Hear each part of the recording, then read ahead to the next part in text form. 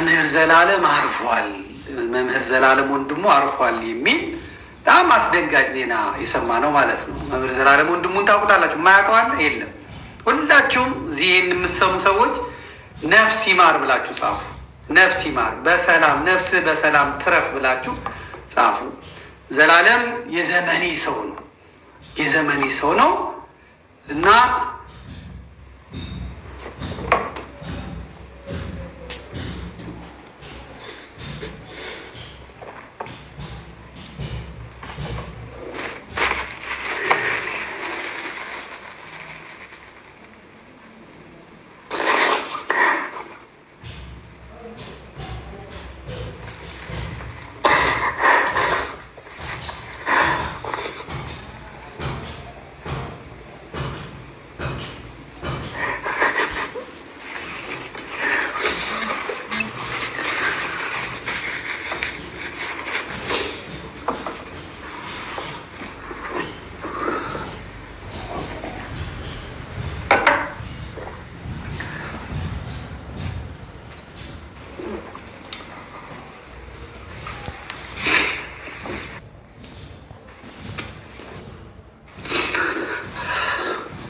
ነጭ ልበሱ ስላለ ነጭ ልበሱ ስላለ ነው። መምህር ከሆኑ አይቀር እንደ ዘላለም በእውነት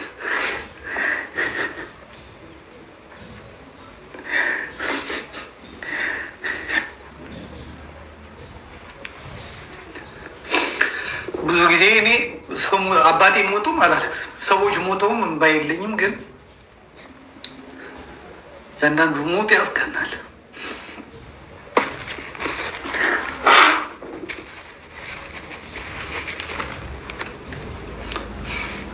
ሰባኪ ስናይ ከነጋሽ ታዬ ከነጋሽ ግርማ ቀጥሎ ያየናቸው ሰባኪያን በምስካየ ኅዙናን አባ መዓዛ፣ በልደታ ብፁዕ አቡነ ገብርኤል፣ በቅድስተ ማርያም አባማ ኢየሱስ፣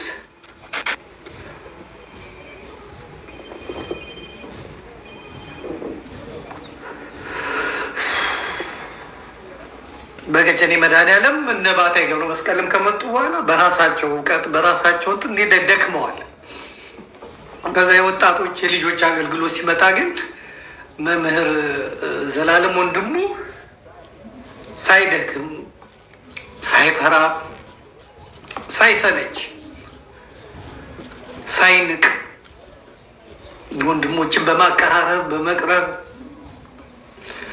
አዳሩ ሙሉም ቤተ ክርስቲያን አውደ ምሕረት ላይ አድርጎ በእውነት አስተምሯል፣ አገልግሏል። ያለፉትን 30 ዓመታት ከአውደ ምሕረት ላይ የማናጠው ዑራኤል ሲሆን ዑራኤል፣ ገብርኤል ሲሆን ገብርኤል፣ ግሸን ሲሆን ግሸን፣ ኢየሩሳሌም ሲሆን ኢየሩሳሌም፣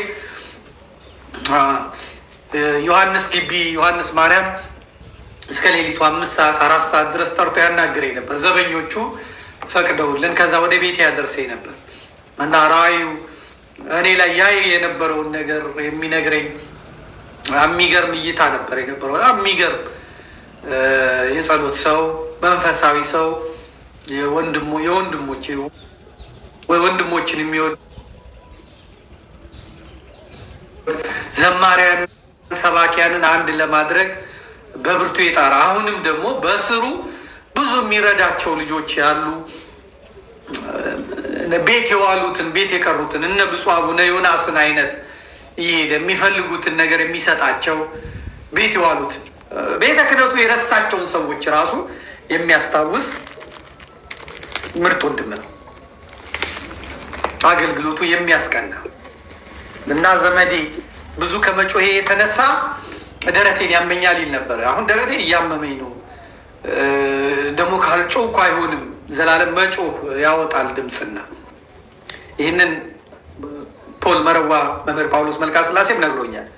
ስብከት ቀላል አይደለም እና በጣም ብዙ ኢነርጂ ይፈልጋል፣ ብጡ ድምፅ ያስወጣል እና ቀን በቀን አመት ከአመት ወር ከወር እየጮኸ የእግዚአብሔርን መንግስት አገልግሏል። ብዙዎቹን ለንስሐ ለስጋው ደግሞ አብቅቷል። ታማኝ የሆነ ደግሞ ሩጫዬን ፈጽም ያለው ጨርሻለሁ፣ አገልግሎቴን ፈጽሜያለሁ፣ ከዚህ በኋላ የጽድቅ አክሊል ነው የሚጠብቀኝ ብሎ እንኳን ቢናገር የሚያምርበት የታመነ ከላይ በጳጳሳቱ የሚወደድ በካህናቱ የሚወደድ በደብር አለቆች የሚወደድ በሰንበት ተማሪዎች የሚወደድ በሰባኪያን የሚወደድ በማህበረ ቅዱሳን የሚወደድ በኮሌጅ ልጆች በቴዎሎጂ ልጆች የሚወደድ በኢትዮጵያ ቤተ ክርስቲያን ትልቁ ችግር የሆነ አካል ይጠላሃል፣ የሆነ አካል ለራሱ ነገር ይፈልግሃል። ነገር ግን በመምህር ዘላለም ጉዳይ ሁሉም ስምም ሁሉም የተስማሙበት ሁሉም የተስማሙለት ሰው ነው። ወንጌልን ስራው አድርጎ የያዘ ትዳር በዚህ ምክንያት ያልያዘ እና ራሱን ጃንደረባ አድርጎ ለክርስቶስ መንግስት የኖረ በጣም የደነገጥኩት እና ደግሞ እኔ ተስፋዬ ይዶ ዘማሪው ሲሞት፣ ዲያቆን ተስፉ ግርማ መምህር ሲሞት የደነገጥኩትን ያህል የመምህር ዘላለምን ስሰማ የበለጠ ነው የደነገጥኩት የተሸበርኩት ማለት ነው። እና የዘመንን ሰው የአንድ አካባቢ የአንድ ጊዜን ሰው እንደ ማጣት የሚያስደነግጥ ነገር የለም። ከቴዎሎጂን ዶክተር መምህር አብነት ድንገት ተጠርተው ሄደዋል። አሁን እነ ወንድማችን ላይ ለዚህ ጊዜ ነው እንግዲህ እኛ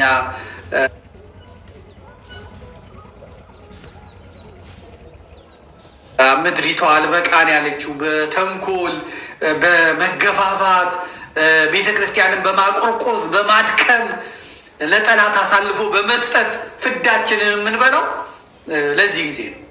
መምህር ዘላለም ስትሮክ ከዚህ በፊት አሞት ነበር፣ ድኗል። አሁንም አሜሪካን ሀገር ለአገልግሎት ተጠርቶ ነው ሄደው። እዛ ከደረሰ በኋላ ትንሽ አመመኝ አለ። ወደ ክሊኒኩ ወደ ሆስፒታሉ በእግሩ ነው ሄደው። እዛ ከደረሰ በኋላ ደሙ ነው ፕሬሸሩ ከፍ አለ አሉ። ከዛ ወደ እንትኑ ሳይገባ ነው እጃቸው ላይ ያረፈው። እንግዲህ ማዘን ለእኛ ነው፣ ማዘን ለራስ ነው። በመላው ኢትዮጵያ ዛሬ ከቅዳሴ በኋላ ተነግሯል። ይሄም መታደል ነው፣ መታደል ነው። ዲያቆን መኮንን ባረፈ ጊዜ መኮ የኛ ጓደኛ ባረፈ ጊዜ አሜሪካ ያለው ሕዝብ እንዴት ነው የሸኘው? እሱ ብቻ አይደለም፣ ታቦት ወጥቶ ነው የተቀበረው። ታቦት ወጥቶ ነው የተቀበረው። ወንድማችን መምህር መኮንን ፍጹም አገልጋይ ስለነበረ፣ ፍጹም ወንድሞች ወዳጅ ስለነበረ እኔ ሲያትል ሲሄድ እሱ ያለበት ሀገር ሩቅ ነው።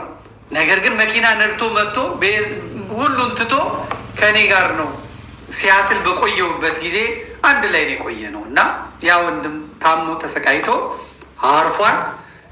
ቤተክርስቲያንም ደግሞ በሚገባ ክብር ተቀብሏለች። ዛሬም መምህር ዘላለም ወንድሙን ቤተክርስቲያን ከዚህ በላይ አድርጋ ሙሽራ አድርጋ ለሌሎቹም ሰባኪያን ለሌሎቹም አገልጋይ ተስፋ አለን እንዲሉ ቤተክርስቲያን እንዲህ ነው ወይ የምትቀበለን እንዲሉ ከፍ ባለ ክብር ይችን ምድር ሲሰናበት ቢሸኙት በጣም ደስ ይለኛል። ይደረጋልም ብዬ አምናለሁ፣ ተስፋ አደርጋለሁ። የእንትኑ ወጥቷል። የዚህ የሽኝቱ እንትን ወጥቷል። እሱ ላነብላችኋለሁ፣ እሱን አነብላችኋለሁ። ቀረብ አድርግልኝ። በርዕሰ አድባራት ደብረ ሰላም ቅድስት ማርያም የኢትዮጵያ ኦርቶዶክስ ተዋሕዶ ቤተክርስቲያን ያገለገለህን ሰው ሞት ቸል አትበል፣ ምርር ብለህ አልቅስለት፣ አጽንተህም እዘንለት፣ እንደ ሀገሩ ልማድ አልቅስለት፣ ስለ ሀገሩ ልማድ 1 ቀን 2 ቀን አልቅስለት። የብስጭት ሐዘን ኃይል የሚያደክም ስለሆነ በብስጭት ሐዘን እንዳይገባ ከዚህ በኋላ ለቅሶህን ተው ይላል መጽሐፈ ሲራክ ምዕራፍ 38 ቁጥር 16-18።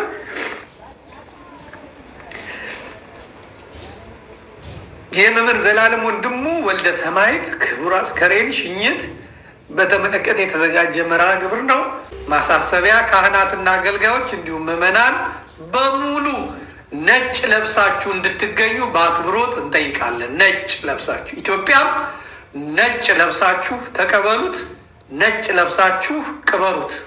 የክርስቶስ ሙሽራ ነው፣ አገልጋይ ነው፣ ነፍሱን ለወንጌል የሰጠ ነው። አንገት የሚያስደፋ ደረት የሚያስደቃ ነገር አይደለም እና ለቀረነውም ደግሞ እግዚአብሔር ልቦና ይስጠን። ቤተክርስቲያናችንን ወደን አፍቅረን ለማለፍ ያብቃል።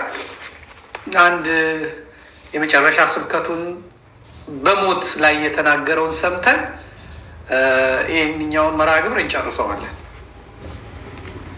ሞት አይቀርም። ሰው በረሃብ ይሞታል፣ በበሽታ ይሞታል፣ በመኪና አደጋ ይሞታል፣ በጦርነት በሶጅ ይሞታል፣ እንቅፋት ሞቶን እንሞታለን፣ ምራቃችን ትን ብሎን እንሞታለን። ከመጣ አይቀርም። ግን ሃይማኖትን አጽንቶ ምግባርን አቅንቶ ለንስሐ የሚገባ ፍሬ አፍርቶ የአምላክን ቅዱስ ሥጋና ክቡር ደም ተቀብሎ ተዘጋጅቶ መሞት ደግሞ መታደል ነው። ሞት እረፍት ነው። ሥጋችንን ነው የሚገድሉት፣ ነፍሳችንን የት ያገኟታል? ሥጋችሁን የሚገድሉትን አትፍሩ ይላል። ነፍሳችሁን መግደል አይቻላቸውም እና ይላል ቃሉ የማቴዎስ ወንጌል ምዕራፍ 10 ቁጥር 28 ላይ። ስለዚህ ሥጋችንን የሚገድሉትን አትፍሩ፣ ይልቅ አምነን እንሞት። እግዚአብሔር ለሁላችንም ጽናቱን ይስጠን። የወንድማችንን ነፍሱን ይማርልን። እንግዲህ የምንወዳቸው ብፁዕ አባታችን ከኢየሩሳሌም እንግዲህ አርፈዋል። እሱም እዛው ነበረ። በ40ኛው ቀን ነው እሱም እንግዲህ ያረፈው። እንደምታያቸው ሁለቱም ደግሞ ወደ ቀራንዮ መስቀል ተሸክመው ነበር የሄዱት። ይሄ የመጨረሻቸው ሆኗል ማለት ነው። መስቀሉን ተሸክመው አባትና ልጅ ተጠራርተው ሄደዋል። ብፁዕ አቡነ ዕንባቆም ይቆጨኛል፣ እንደው የሚያሳክመኝ ባጣ ለዘመዴ ነግረዋለሁ እንዳሉ ነው ቀሲስ ሱራፌል የነገረኝ እና አባቴ ናቸው። ኢየሩሳሌም ሲሄድ ያስተናገዱኝ ቤተልሔም ቅዱስ ገብርኤል ይሄን ጊዜ እኔ እንደ ሕዝብ እንደ ጎብኝን የመጣሁት ነገር ግን በፍጹም ብለው አውደ ምሕረት ላይ ወጥተህ ቃሉን ተናገር ያሉኝ አባቴ፣ የሚያውቁኝ የሚወዱኝ አባቴ ናቸው። ሰዎች እንኳን እዛ ሄደው እንደው ዘመድኩን ነው በሉ ብያቸው የኔን ወዳጆች በጣም የሚያስተናግዱልኝ አባት ነበሩ። እንግዲህ የብፁዕ አባታችን በረከታቸው ይደርብን። ወንድማችንም ደግሞ በአብርሃም በያዕቆብ በይስሐቅ እቅፍ ያኑርልን። ማዘን ለራስ ነው፣ ማዘን ለራሳችን ነው።